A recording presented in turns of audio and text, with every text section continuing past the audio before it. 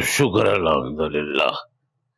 वाह जी वाह, वाह मेरा पुत्र, क्या शानदार खाना बनाया है, मजा ही आ गया। खाना बाबा नहीं खा लिया आपने? पसंद आया ना? बहुत अच्छा। हमारे पैसे और मेहनत दोनों पूरे हो गए। वैसे पुत्र जी, मैंने देखा कि दुश्मन लोग जो है ना बाहर से खाना लेकर आए, अब वो खाएंगे, ब्लड प्रेशर शुगर हाई होगा और फिर अस्पताल को भागेंगे। अब्बा जी कभी तो इंसान बन जाया करें, छोड़ दिया करें सियासत। देखें, खुदा ना खास्ता अगर ऐसा हो गया तो परेशान कौन होगा? किंजा भाभी।